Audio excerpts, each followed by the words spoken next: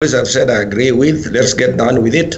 Remember that 1 million signatures out of 40, I don't know how many voters we have, 20-some million registered voters, is just a small bit. It's just to get the thing off the tracks. But the real questions are still ahead. So I saw yesterday's event as good optics. I saw yesterday's event as an attempt also from the comments to say in a very subtle way that we have listened to you, and in fact we have made some amendments. So always we talk about tweaking grammar, small corrections, but they have incorporated some issues that are excluded. For me, I think that message is the powerful message. Constitution making is not about successful, well-organized elite groups or niche groups. It's about getting the citizen to be involved. They're involved either by going for or going against. Either way, participation is very important. So I think yesterday there was a toning down. Clearly, like in any big movement, there are hawks who want one extreme, and there are centrists. I think the centrists were beginning to get a little more. And the president was trying to act not just as head of Jubilee, but also as head of the Republic, because he's combining the two roles. So obviously he's always seeking consensus and so on. So I think it went okay. But just to conclude, even educated people are struggling to catch up with what really is now in finally. And I think, to be honest, we're going to spend time to review this carefully and make sure that what we are reading is the version that actually has all of the commas and the dots put in. Let us be careful about that.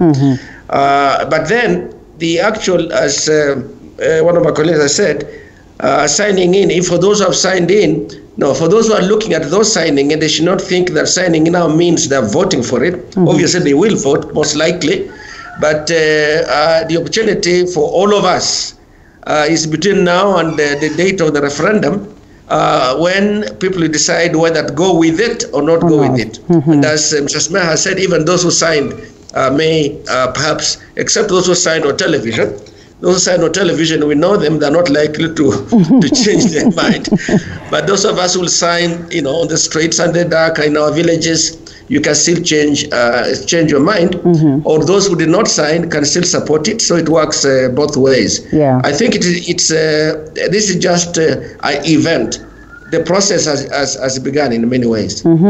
And it is indeed crucial that we all know what it is that we are signing for, if at all you'll sign, and we all know what it is that we'll be going for a referendum for in the event that is going to be declared so. And now that we have a specialist on board in regards to that, we'll be coming to you, Joy, to get to know just how best can, the common mwananchi and every other person know that indeed this is the actual document, and how best do we continue with this conversation in trying to ensure that every other person has gone through the document, and also is privy to what it is that has been amended or has been changed, within this particular document. Before that, let's first of all remind ourselves of the conversations yesterday. We once again take these proposals to you Kenyans, requesting that you confirm and endorse these proposals, and to ensure informed decision-making by Kenyans.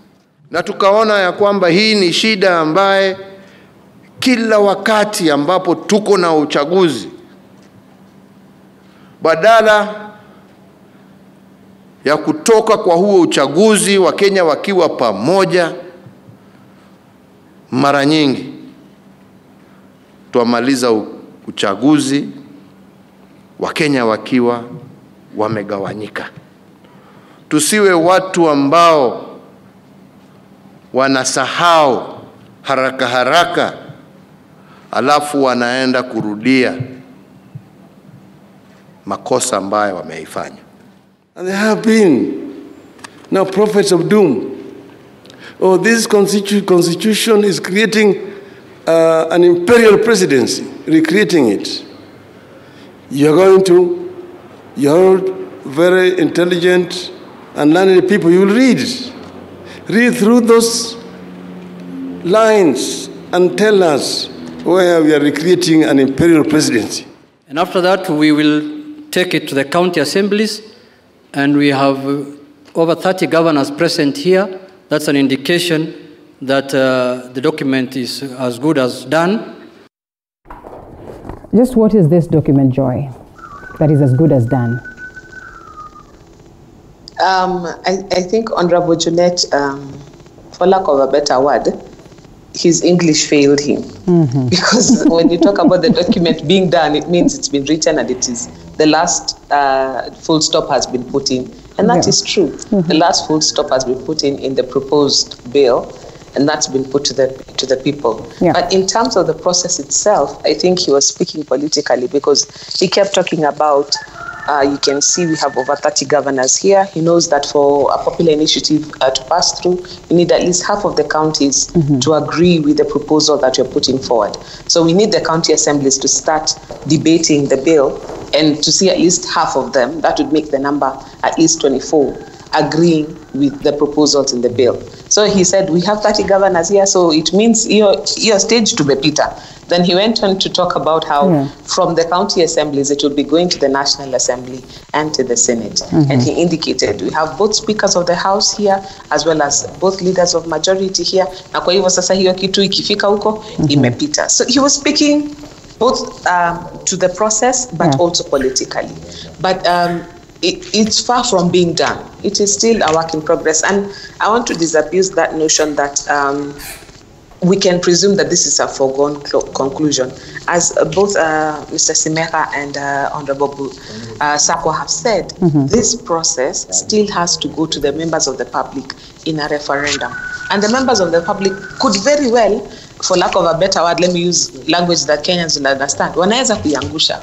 So it's not yet done. It is still a work in progress, because when politicians talk about how we have this in the bag, it can bring that apprehension that the process was predetermined before they start, and we see a level of apathy towards the process. So it is still far from done. Right now, what I would expect is that now that the bill has been published, now that the bill is out, and now it's at a stage where now definitely there's no more editing, even if your issues were left out, now there's no more editing at all. What I would expect is that in the next week or so, the proposers of the bill, which now here, I'm not sure whether it is BBI or Government of Kenya or the leader of majority. I'm not sure who. Simeka would know better. So make sure you ask him that question. We'll be able to table it to every single county assembly. And the county assemblies, therefore, will take the time to actually debate the bill and see whether the proposals contained in the bill are something that the people in their locality would back. And based on that debate, they can either pass it or fail it. So depending, that is the place to watch now. So even as you collect the signatures in this 1 week, the ball goes to the county assemblies. And let's see what our MCAs will do. Even before it gets to that point, and the DP, who was in absentia, also reacted to the events of yesterday, that is on his Twitter handle, which again the president says, he left for his own reasons, which he argues really it is not the best platform to go and share information and all that, because the bashing there is huge, that lacks objectivity for that matter. Simeha, the DP argues that it's okay, we've gotten to this level, but all the same, that does not mean that we shun the aspect of consensus and a conversation revolving around that. That would technically mean that aspect of saying that there needs to be more amendments, in kind of the proposals that he has presented himself, or the issues that he raised that he would love looked into. But on the other hand, it looks like it's almost over and done in terms of getting the final document for that matter. I mean, what does it speak? What does it tell us as it stands right now? A process that we all wait, or we all look forward to see uniting Kenyans and having Kenyans speaking, in the same language. Thank you, Linda. First of all, I think it's a misnomer to assume or to perceive unity to be the same thing as agreement or unanimity on something. That is not necessarily unity. We can be, and many times have been, a united people, but disagree. We can disagree on some things. So as long as we disagree in a civil manner, for as long as the platforms through which we express our agreement and or disagreement are lawful, are constitutional, and are civil, So I think it's a misnomer. I think I've had this pushed a lot that, let's have, I think, what is being called a non-contested referendum. In my opinion, we should not even be looking for something like that, because referenda and elections and so on, they are decision-making processes that you must allow, even if there is only just one person or 2 or 3 people who would still like to say no, even if the rest 90-something% are saying yes, that you must allow for that. That whatever you are putting on the table for people of Kenya must be tested by everyone based on free will, based on information. Secondly, I've followed the DP's complaints, I've followed the DP's comments and so on, and sometimes I just remain in puzzlement.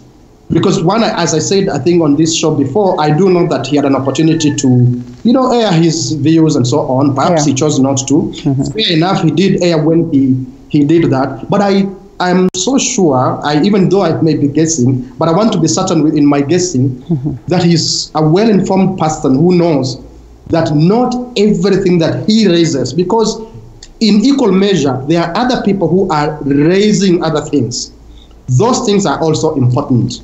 So it shouldn't be that only when you see what you have raised being predominant, then the document then is democratic, and then people have listened to you. That is a consensus document. Consensus means actually sometimes you win, sometimes you lose, but we do this in a civil manner and we move forward. If there'll be a chance another day to do whatever else about our concerns, we will do it. Finally, Linda, again, what is being raised about, let us stop this and focus our energies on the other and so on. These things are not mutually exclusive. If the Jubilee government, and my personal opinion has been that it's not been a very competent government, it will not change in 2020. It's been in office since 2013. It will not suddenly change in 2020 and begin to perform well because now we are all focusing on COVID-19. Jubilee government will demonstrate its ability or lack thereof the way it has done from 2013. So the rest of us who are not in government will leave it to do what it ought to be, including managing issues of public health, issues of emergencies, and so on and so forth. But that doesn't mean that we cannot focus on other issues simultaneously of national concern. All right. Well, of course, an incredible view right there also. And even as we continue to discuss this, and Simehar argues that if we talk of an uncontested referendum, then we probably are just trying to hide ourselves or our heads in the sand and not accepting the reality that would come along with this process that we have today. One of the key reasons why we're talking of the aspect of uncontested referendum is because of the aspect of peace and, trying to run away from intolerance, but equally the aspect of how expensive this process can be if you treat Kenyans to, that referendum process. And Kenyans would tell you that they would probably do not need to go through an election. That is in the name of a referendum. And then a year or so later, they are talking about the 2022 elections. Hence, the coming up of this conversation on the referendum bill 2020. Today, we are also talking about the Constitution Amendment Bill 2020. Just put us in the loop, or make some clarification on what exactly these two would mean and how instrumental they would be in this process, and for us as Kenyans to get to decide on what way forward. Because the conversation also has been that maybe we can have these processes go together at a point where we are having an election, then we're also talking of amending the constitution. Bunyasi Sakwa. Thanks very much indeed.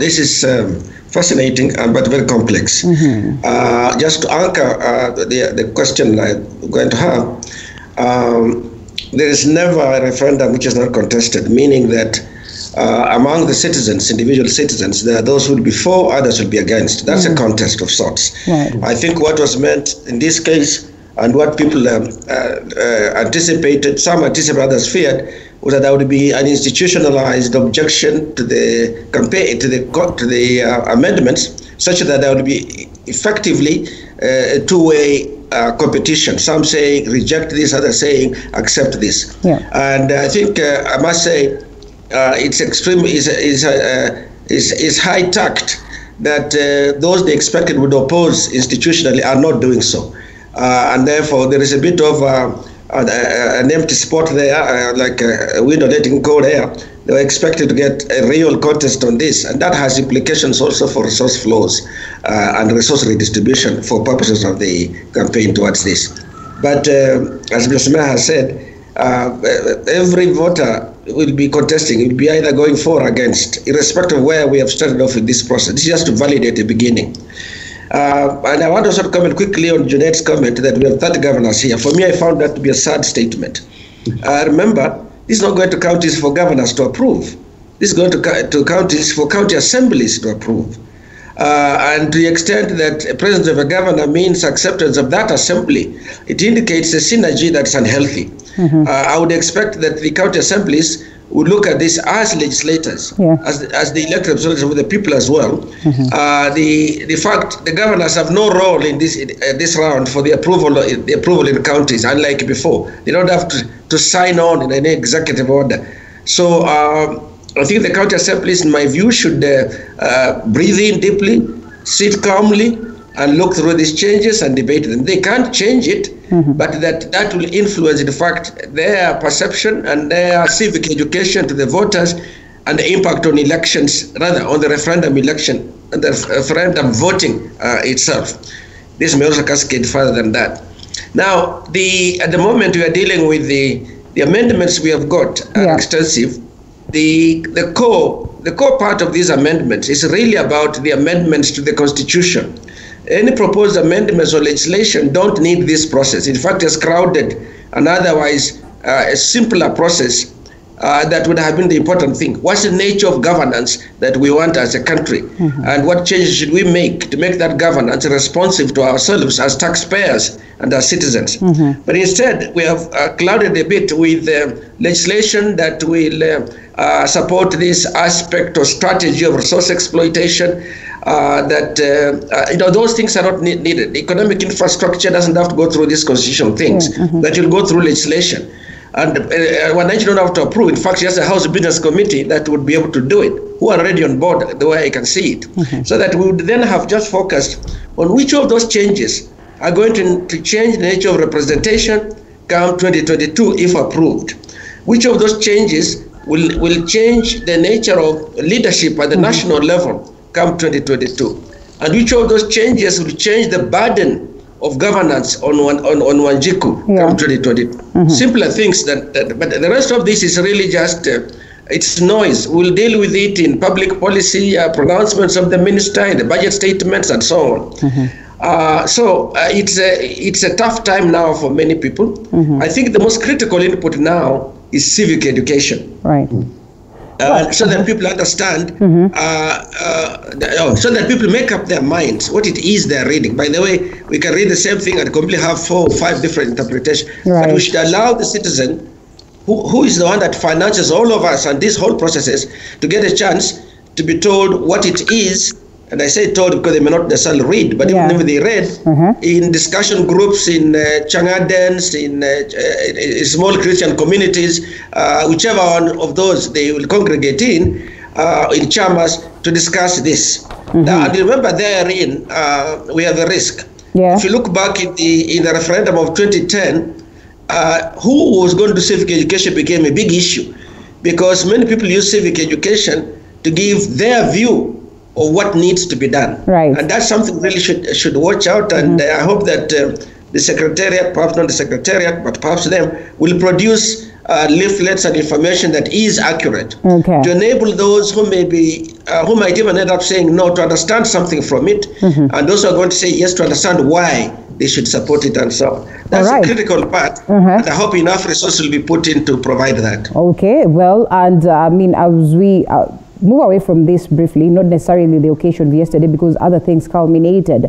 Joy, this is one thing that will never fail to surface in the event that people are discussing, change of constitution, discussing the BBI, is probably what triggered the conversation of amendment of the constitution today. And Honorable Bunyasi Sako has mentioned it, the aspect of, relieving or, making it easy for Wanjiku to deal with the aspect of, governance cost. the aspect of burden of governance. Just exactly what is this? Because when you say that, or when they say that, there's that assumption that it's about, punguza mizigo, so to speak, burdening, the burden that has been in existence, for the common mwananchi, especially with overrepresentation, or the aspect of overrepresentation, is something that triggered this conversation. That is not what we see today. And in as much as we continue shouting, or people continue shouting, and those are the people who are opposing this, it seems like, yes, we're going to have more and more constituencies being incorporated. We're going to have an expansion of the executive, and such is it. This particular proposal that we have to expand the National Assembly has got a twofold approach. The first approach would be, indeed, in the face of it, the numbers are increasing and increasing drastically. Yeah. That is not in doubt. But the other part of it is several things we are gaining. One, there has been the debate about areas that are very highly populated, feeling that they were underrepresented because of the aspect of what we saw playing out in the Senate, 1 man, 1 shilling, 1 vote. And therefore, there was the feeling that, if you've got a larger constituency based on how many people you have, there must be a way of balancing that out, such that the services that get to the people in a more evenly distributed way. And there was the example that was given how in some counties, if you're talking about bursary, because of the sheer numbers that you have, you're talking about maybe 30,000 per child, but yet in some regions, the MP can be able to give somebody a full scholarship of 150, 200,000 because he has so much less in terms of pressure from the population to deal with. So it will help with the redistribution of the CDF fund. Now, you realize that also the CDF fund has been made part of the constitutional changes. So that means even how it is managed is going to be subject to legislation that will make the scrutiny even closer. Such that with more resources going to their constituency, then there should be more accountability. And there is the price that we have to pay also to be able to get women on board, because most of those numbers will be determined by the gender question. How many of the opposite gender are not in parliament to be able to get to the threshold? There's a time back when we were talking about the Maraga advisory to the president, where our parliaments basically have been non-compliant for the last several elections. And so going into the next election, this is one of those things that is going to assist in helping to attain that gender balance, such that if the women do not, or right now it's most likely the women will be the lesser elected, the fewer elected, they will be able to be that top up. Now, it's important to note that this proposal has a sunset clause. It's for the next 3 election cycles. But that said, for the next 3 election cycles, we are going to have a very big National Assembly, for lack of a better word. It's not the best case scenario, but based with the computations that we're dealing with, if we're going to look at the people who are talking about population, we're going to look at the ladies' caucus, then there's a price for democracy, and this is the price that we have to pay. But over and above that, I think something that I saw was a bit of a positive was the fact that we're talking about getting the nomination slots from people who actually contested in the national, in the preceding general election.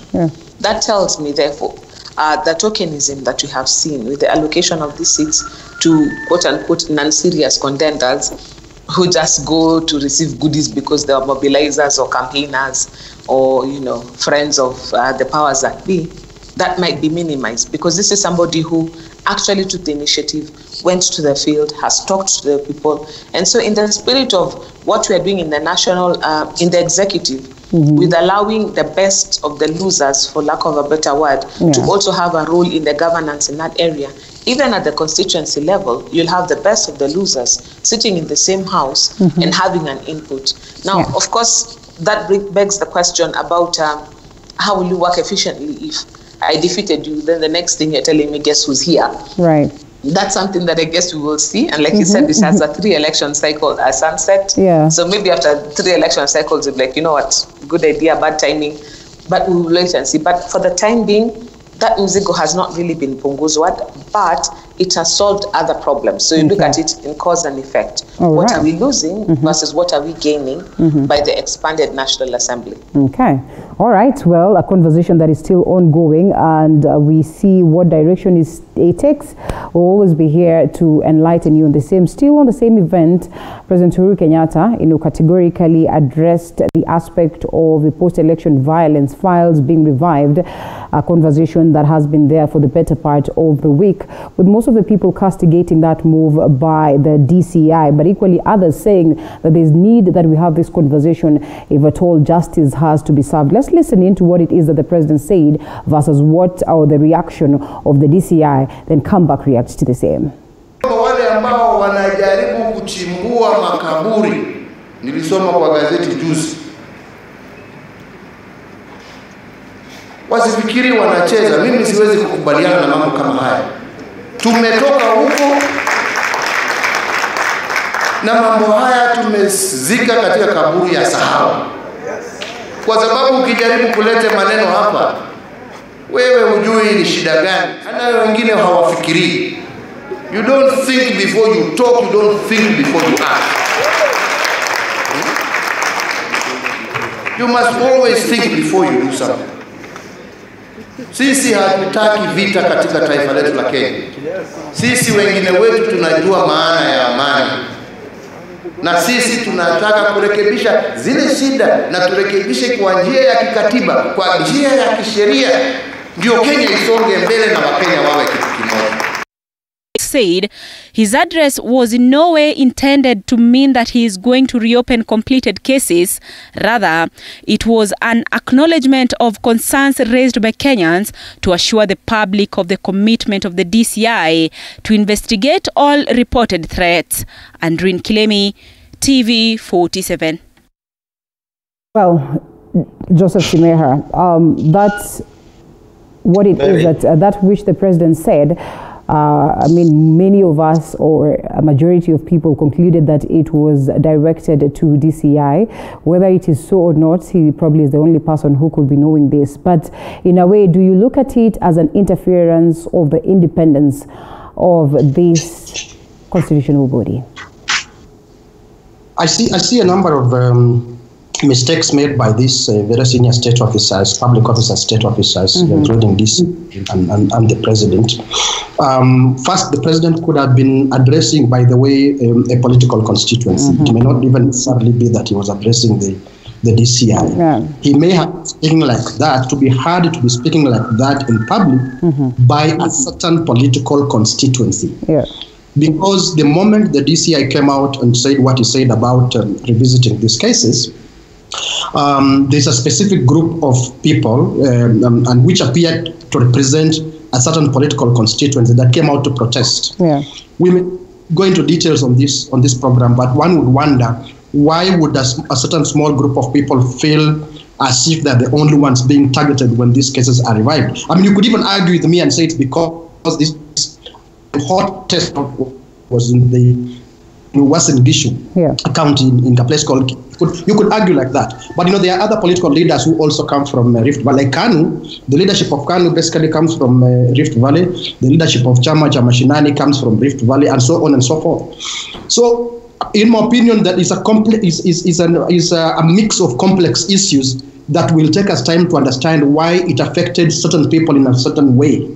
But as a matter of principle, one, in my humble opinion, the DCI necessarily should not at every point go public on what he is doing, especially on sensitive cases. Because, pardon me, there are cases that you can classify as sensitive, and the DCI, it happens the world over. They can investigate a case even for 5, 10, 6, whatever years, 15 years. To the best of my knowledge, no criminal case is ever closed unless one, it's gone through the judicial process and it's been determined. Or the police have decided that there is nothing worth investigating further. But for as long as the police feel that a criminal offense was committed and they've not established who and how, to the best of my knowledge, those kind of things remain open. Should any information come up, even 20 years from today, police can go for those kind of cases. So the DCI may have just made, I call it a political mistake of going public. It may have been best if his people quietly investigated these cases, even if it took them 20 years, because there are those who are saying, where have you been for the last 13, 14, 17 years? It is all right in criminal offenses. There's no limitation of statute. They can investigate this after 50 years, and if they can come across solid evidence, then they ought to have these cases prosecuted. Finally, in terms of the way you framed your question, it easily came out as that, even though the president may not have meant to intimidate or to interfere with the DCI, that is how it ends up sounding like. Actually, I think it was unfortunate for him to use those words, and then it ends up appearing like he's addressing himself to the DCI. When he has an opportunity to speak to the DCI in private and express his concerns that, how DCI should think about the political, social, and other dimensions of his work, but not appear to attempt to be interfering or directing how the DCI should do his work. Because when it comes to peace, there are those who, like myself, I'm one of them, who will argue you will not have peace without justice. So if the DCI is pursuing justice, you cannot then juxtapose that with peace and say you either choose peace or you choose justice. And if you are choosing justice, it means you don't want peace. I think it must be a tactical error, the way the whole thing came out. But finally, Linda, sorry, let me explain this. I'm glad in the bill, in the constitutional amendment bill, BBI constitutional amendment bill, as something that a couple of us pushed for so hard. The DCI will get more powers, will get autonomy in terms of finances and command responsibility, instead of just appearing like a department under the Inspector General or under the police service. All right, well, and of course, that's knowledge worth grasping. And coming to you, Honorable Sakwa, and from what it is that Semeha points out, reality is that the DCI argue that, well, we are capable as a country to prosecute this. And he says the reviving aspect, or even the conversation that this one takes, is something that will be dealt with right here in the country, no invitation of any other international courts to come on board. We all know that, the case of the DP and journalist Sang are pending at the ICC, courtesy of the fact that there was no evidence, that was tangible enough to proceed with the case. But in the event that this evidence crops up, then ICC would certainly pick up this case. Is the DCI, subconsciously creating fodder for ICC? First of all, I had a very high regard of the DCI, but now my regard for him has gone south completely. I think he's made not really a blunder, a major mistake, and in good governance, he ought to have resigned. The way where we are, first you remember, he himself will remember where we were just after the post-election violence. While information was being sent over to the ICC in droves, there was nothing happening on the ground. And the ICC kept saying there ought to be local prosecution. They probably had that information. They were expecting that we will know how people died in Kisumu, for example, and the role of the police, as well as any other actors that were involved. We'll know what happened to Naivasha, and all of the murders happened in Naivasha. We'll know what happened in Washington DC. We'll know what happened in Nakuru. There are many areas to look at. The DCI has this knowledge, and now he stands there threatening somebody or some group, which I thought was completely unfortunate. I am sure the president had a private conversation with him in the event that what he said, the president did not know.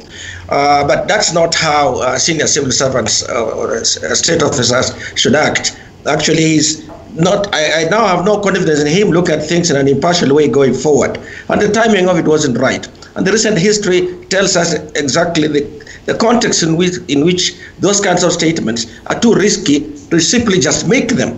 After all, he's a DCI. If he has anything substantive, he doesn't have to go to the media. And I agree with Mr. Smehad. Let him work on it, and then when he comes out, one I should see whether there is balance in what he's doing, whether it is using this investigations as a political weapon.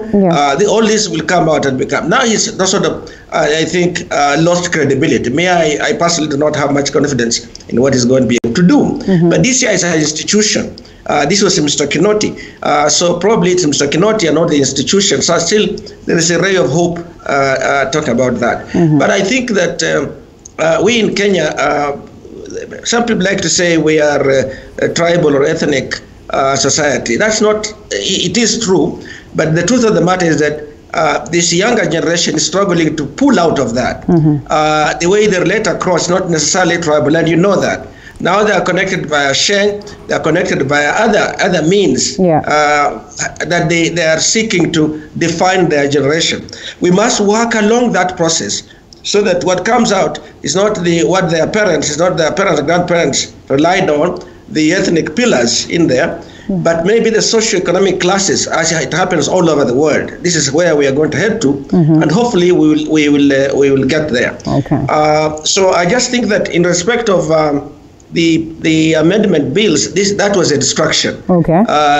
That headline of the DCI was a distraction. Oh yeah. I think that if we didn't have that, we'd have focused more on where we are going. Now, some people might begin to think, so these changes are such that you can't oppose, because if you oppose, then you are virtually threatened. Okay. It shouldn't be like that. We should have people stand up and oppose them, with gusto. That may still be good for Wanjiku. We don't know that. You should be able to support it with gusto. It may also be good for Wanjiku. Right. But the truth of the matter is that whatever changes occur, finally, they're going to land on. The one who will feel the biggest pinch is the poorer one, because the prices will be. It can affect pricing. It will affect quality of services, or even the provision of services, for better or for worse. That's what people should sit back and say, how will it impact me?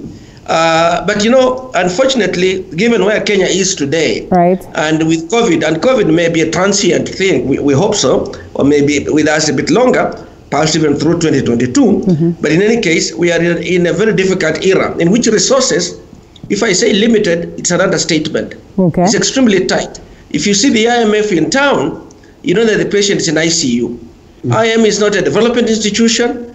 IM is a stabilizing institution. It is a curative by surgery.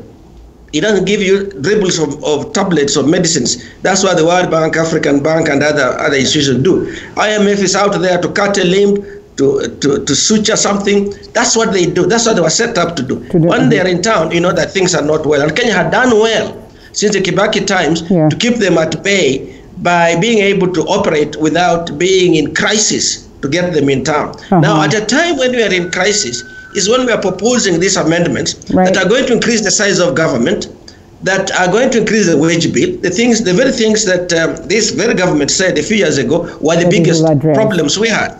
This is going to be much greater. And IMF is in town, and COVID is in town, and poverty levels, as if you see the Bureau of Statistics data, poverty levels have increased across the country. In some counties, like in Busia, 69.9, almost 70% of the population is now below the poverty line. That's not a time when you bring up additional things that will increase the cost of paraffin, the cost of transportation in the matatu, the cost of medicine in the health center, the absence of services. It's just bad timing. So when you add all of these things, I guess we don't seem to be tired to impose these burdens on our people. So there are issues to consider. This begs the question, though, Mheshimiwa, and maybe the Joy will come in on this, would beg the question as to what exactly our representatives are doing in Parliament if all this is sailing through, if there's so much harm that is being done as opposed to good, even as they watch. I don't know what kind of confidence it puts to the common mwananchi. Let's allow Joy to respond to that, and of course I'll allow you also. Can I throw in something on that? Yes. Just a quick one. Yes, quick. Parliament has been realigned in a way that there's going to be no opposition. You have seen the last several months of disciplinary actions, kicking out people, changing committee leadership, essentially to herd the people in a line. And the leadership of the House has said clearly that now Parliament is organized in a way that will pass this amendment. There's going to be it's just going to be a house of lamentations this time, rather than analysis. In any case, they're saying the bill cannot be amended. Parliament can deliberate on it and just ventilate. I think that's the word they use normally, ventilate. But it's not going to make a change. Let us just be serious, and everybody knows that. It's very unfortunate to hear that, Mheshimiwa, and that I must, register. I don't know what Joy feels about this. And Joy, as you respond to that, Joy to comment on that. I just thought I'd throw that in. Okay. But what Mheshimiwa says is true. How we drafted our constitution is that when we are changing the constitution by popular initiative, once the proposer tables the bill that has been approved by the IEBC, then there is no room for that bill to be amended by the House that is debating it. So, for example, that's, I think, a step we may have skipped, or maybe the IEBC did it without me quite noticing. Yeah. But before the bill is tabled to the members of the public, the IEBC goes through it. If they're satisfied that it raises questions about the Constitution that fall under the ambit that needs to go to a referendum, then they approve it to be taken to referendum. Maybe that's what's happening this week. And so once that bill has been published, you take it either as is or you reject it in total. Yeah. Remember when we were debating Punguza Mzigo, that was one of the things that people felt was a bit unfortunate, because it was part of what was in the Punguza Mzigo bill that Kenyans really resonated with, and then there were the other bits that were a little bit not very well thought out, but because they're together, you either take it all or none at all. Yeah. And I think that's what we are faced with this current proposal that is before us, the BBI bill. All right. The benefit for me in this process is that, like Honorable Busasi has said, in the National Assembly and the Senate, by the time it gets there, usually the train is well and truly on its way, it has left the station. The only place where we might see some robust discussion around it is at the county assemblies, because how the National Assembly and the Senate is configured is that even if either house does not participate in the process, it's going to referendum anyway. So at that level, their participation is basically, it's nominal, to say, just to put it mildly.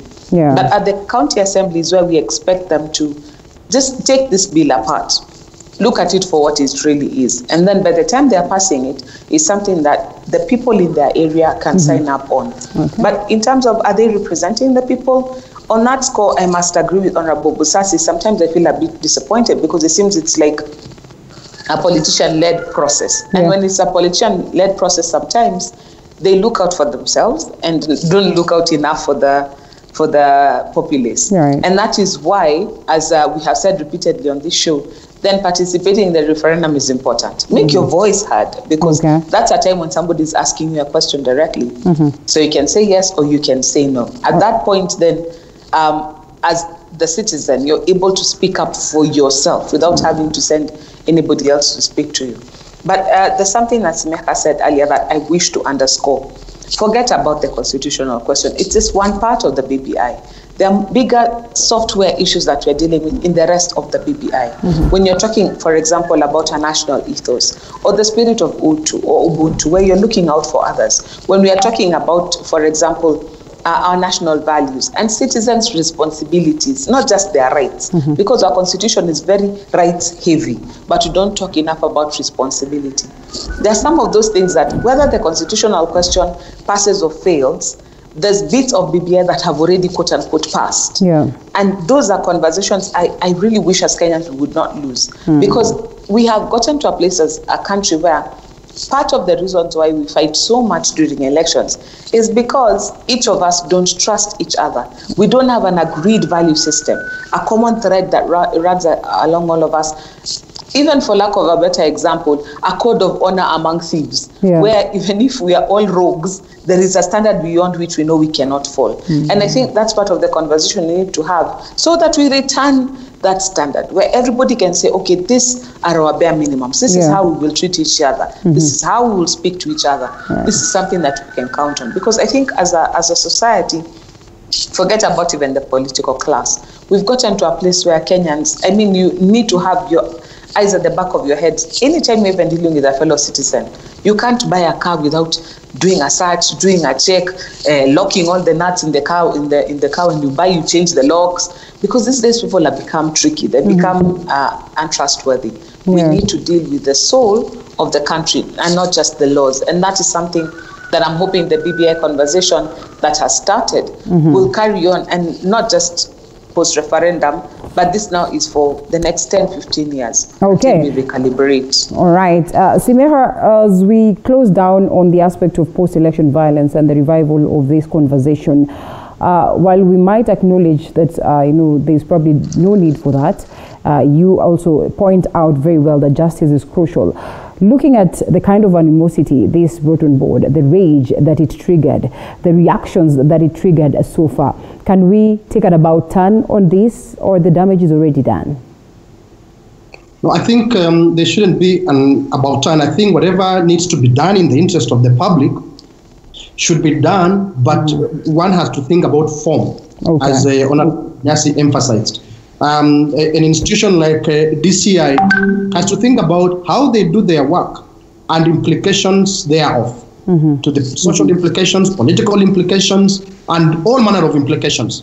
So if they have work to do, and I do think they have work to do with regards to the violence we've had in this country, not just 2007-8 post-election violence, I think the DCI, the police of the Republic of Kenya, whether it is now 10 years or 20 years to come, still have a duty to give Kenyans an answer for the election or electoral related violence we've had in this country since, especially for me, the early 90s. Because there's no limitation of statute. And they shouldn't necessarily come out in public and shout about it. Let it come out when we are seeing cases go through courts of law. So that's what I can say, that it shouldn't be that because these things are blown up in public like that, then they should be an about turn. No. They should just change their style, but do their work with diligence. If I may make two comments on what we're just concluding. One, that there is the cost of elections in this country, cost of referenda and so on, the human cost, the social cost, the financial cost. To me, they have been deliberately exaggerated to beat us into submission, to be afraid of elections and referenda. There are nations that hold elections and referenda even 3 or 4 times in a year. And it doesn't affect their lives in other ways, because it's part of their lives, making those choices. Because the cost of failure of governance, the cost of failure of a political system is worse.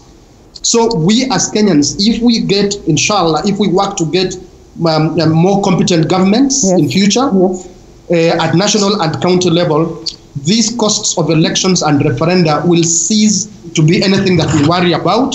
We will see every bit of it as being worth it for the quality of our lives. And then finally, on the role of parliament, or whether we have an opposition in parliament or not, and whether they can do anything, I think for me, it's really a gone case. For me, since 2013, the way parliament came across as something that just cheers the executive, I didn't expect that it will change for the better, given how the Jubilee government, Ruto government, treated parliament, and given how parliament actually agreed, especially as led by Duale, National Assembly, and the Burkomen in the Senate, especially by how they agreed to play that role. I didn't have any hope that there would be any change. So therefore, I actually prefer that political parties come out openly the way Jubilee did. No pretense. Come out openly to prosecute and negotiate your political interests in the open. So that Wananchi can see and know that there are consequences to the choices they make.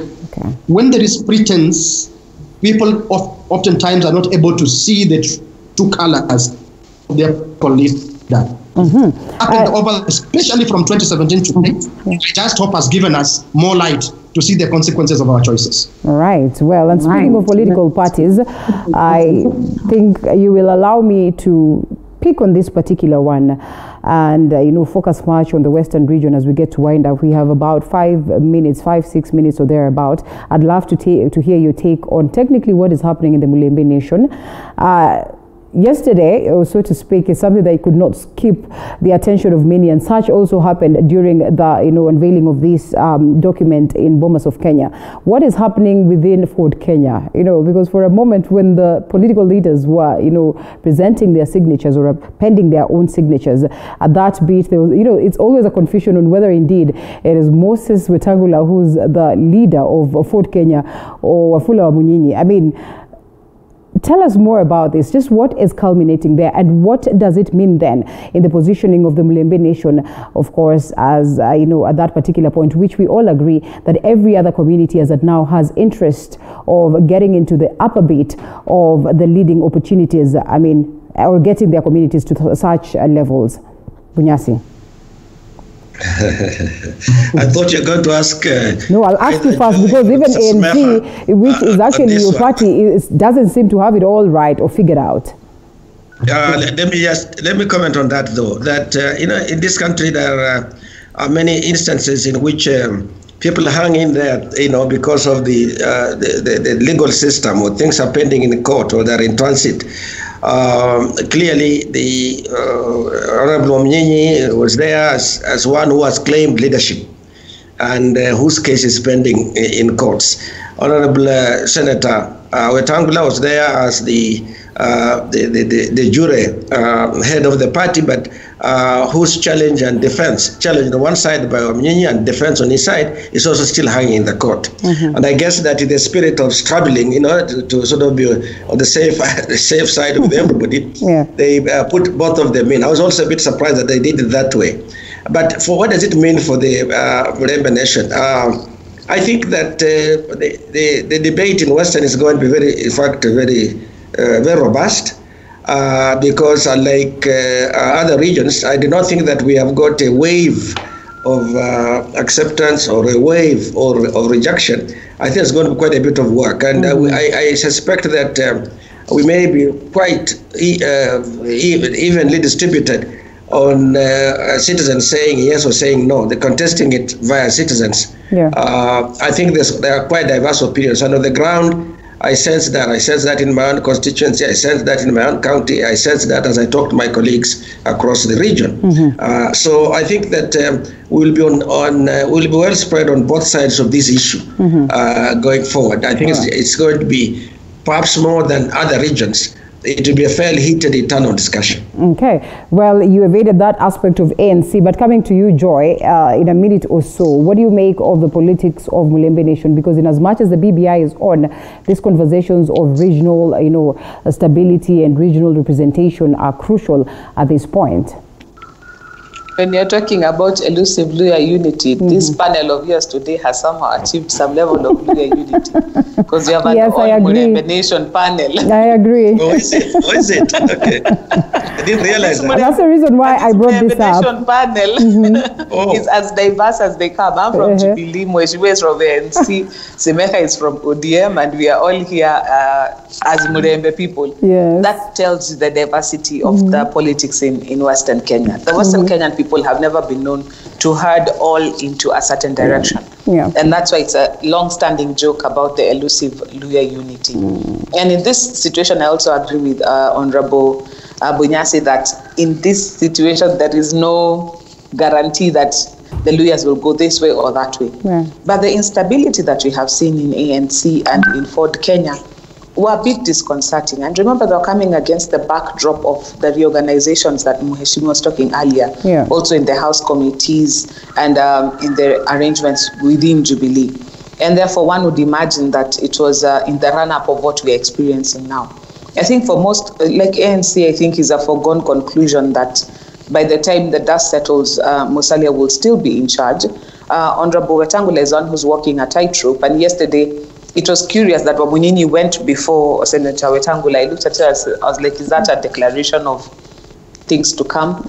But be that as it may, one of the things that I'm hoping moving forward, we're going to have a dismantling of is this tribal aligned parties. Because in my opinion, they're part of the reason why we are stuck in the mud with our politics. Because as long as we keep using the tribe as the lowest common denominator of organizing people, then we don't discuss ideas. We don't discuss ideology. All we are discussing is, you're my brother, you should stand with me. You're my relative, you should stand with me. Now, you find people like me, for example, who I'm a product of a cross-cultural marriage, although my father is from the Luya Nation, so I identify even in my National Assembly as a Luya person. I am married to a person from the Luya Nation, but from a different part of the Luya Nation.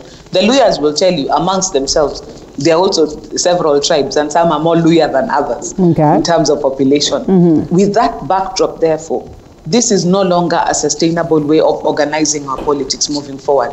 Because the intermarriage, the cross marriages, the urbanization, I mean, I don't speak very good Kiluya. Okay. It's unfortunate, but that's just me. My children speak even less. So we are going to come to a place where people will be Luya in name only. And I'm looking forward to that time, such that the politics will be organized around ideas. But where Luya politics is right now, it's not just very versatile. I think it's effervescent, for lack of a better word. Everywhere you go, there is a new wave that is riding. There are places that are very pro-DP. There are places that are very pro the leaders who've been there originally. There are others that are very strong ODM zones. Yeah. And I think it's an area, even from the last census, is a very potentially vote-rich region. So not just in this referendum, but moving forward into 2022, the politics of Western Kenya will be one to watch, because there's a lot of action there's potential for a lot of action moving forward. Okay, well, thank you so much for that. And as we close this, because time is extremely out of our side, I mean, do you suppose you need to say anything about the Mulembe politics, Simeha? Yes, I begin by saying I speak very good Luya, very good Orinyole. Oh yes, Joy is disappointing, yeah?